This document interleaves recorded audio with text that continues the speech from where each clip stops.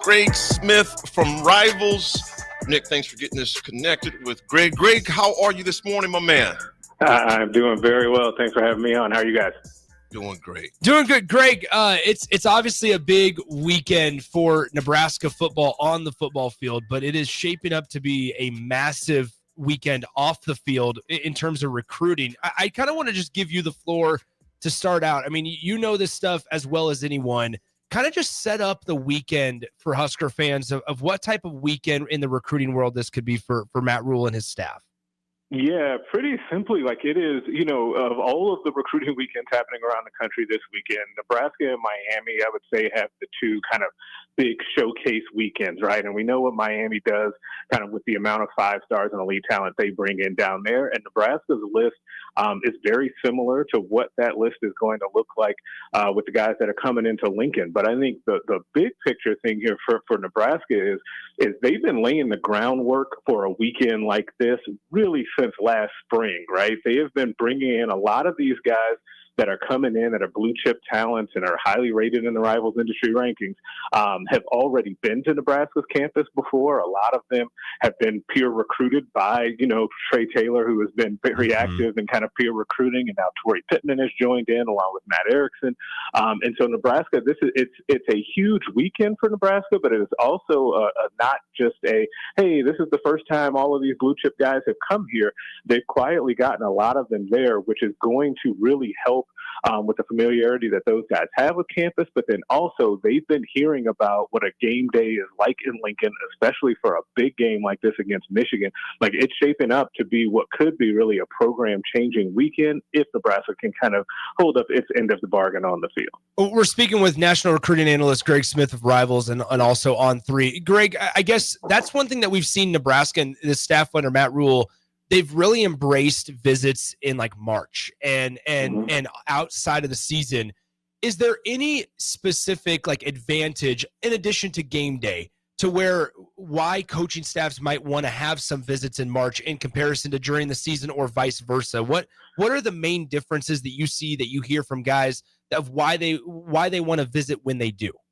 Yeah, the big thing specifically for Nebraska is, and you heard this a lot, when those guys came out here in the spring, a lot of them did for that 7-on-7 event that Nebraska had. The reason why Nebraska wanted to get so many kids out here was exactly what those kids said to me and others afterwards, which is, we didn't know that Nebraska was like this, right? Like, you still hear this, and I know it's a sore subject for fans, and the fans understand kind of what's going on here and all of the things that Nebraska have to offer, but you have to put yourself in the shoes of, say, a blue chip recruit from California or from Texas or Florida who's like 16 years old. They don't know what's out here, right?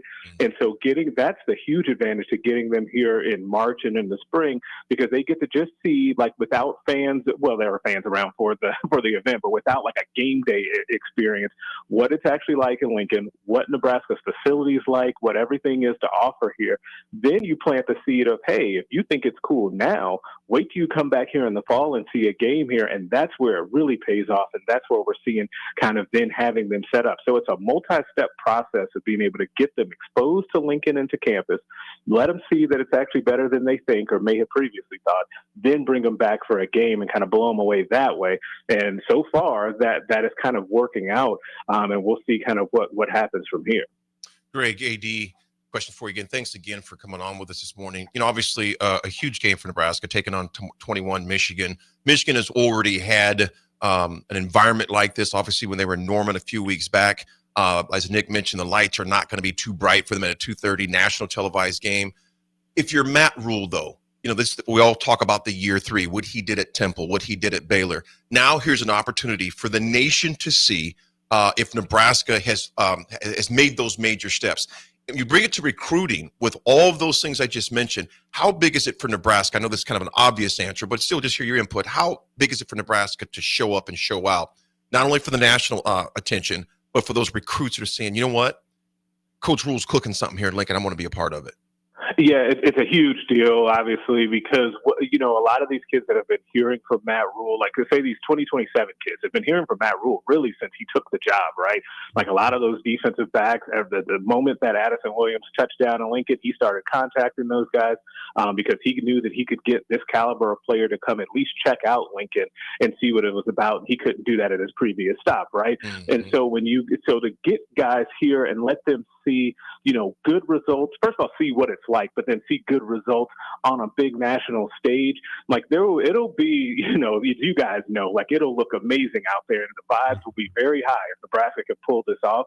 So to have this level of recruit in the house to be able to see that and be able to see that atmosphere. Think about, Colorado last year. I know Dylan made the comment about wanting the fans to even up their game from that.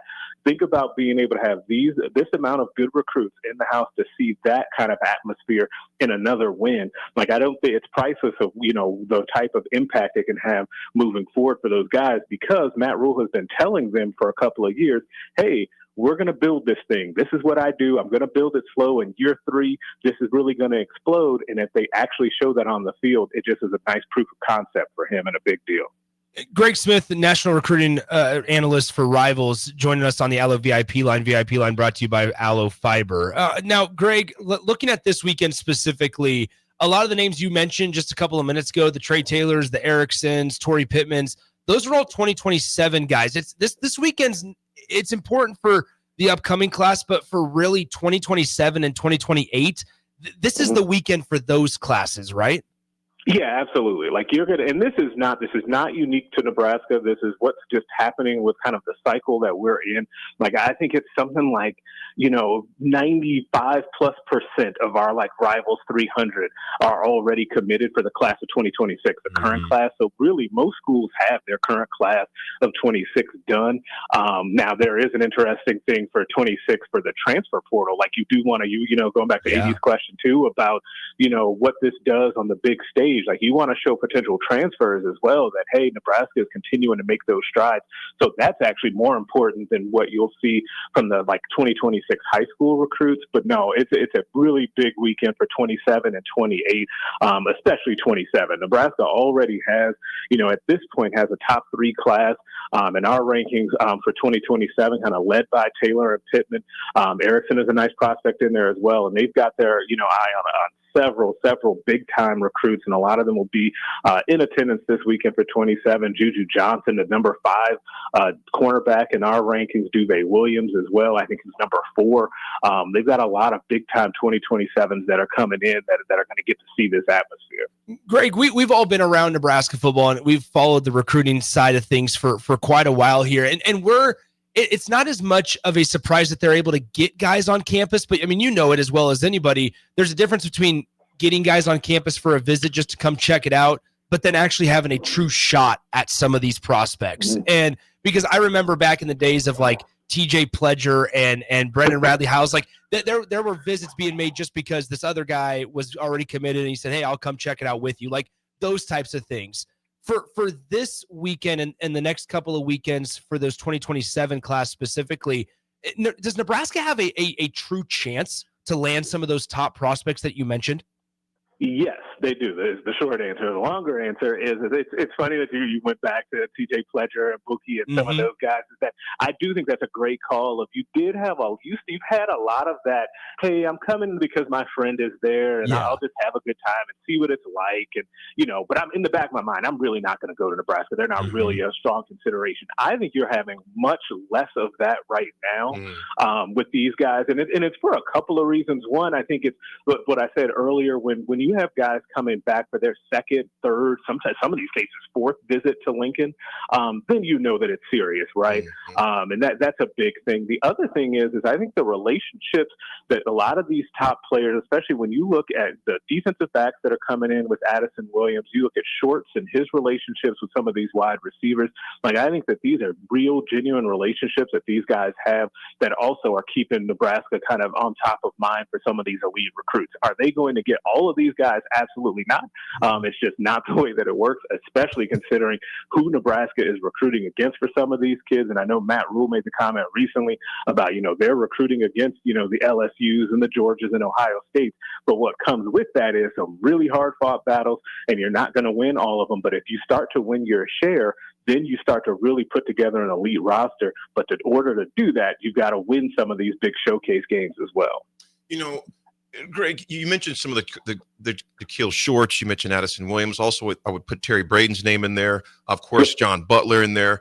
How crucial is it to have coaches like that with a history of success? You look at Holgerson at his previous stops at West Virginia, Houston, et cetera. Obviously, Ted Butler, not Ted Butler, thinking Nebraska player, Coach Butler, coaching on the pro ranks. Terry Braden, Super Bowl pedigree. Addison, we all know how his recruiting prowess has been known around the nation at his previous stops. As you mentioned, there are some of these guys he wouldn't have got at his previous stops. How big is it that Rule made those moves to get those guys here, to even get some of those guys to come to Nebraska and see it? Yeah, it's a huge deal. And I think that that's honestly what had to have been part of the line of thinking for Coach Rule when he decided to bring some of these guys in, particularly these guys at wide receiver and cornerback coaches that he brought in this last kind of change, this turnover that was in the staff.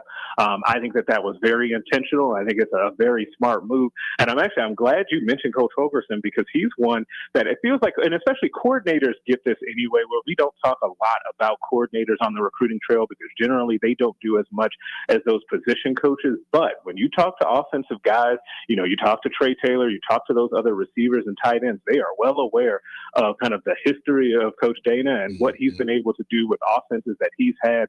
And that is very appealing to these different skill position players. So that's a good shout out. That is definitely a guy that makes an impact on the recruiting trail based on his history and pedigree.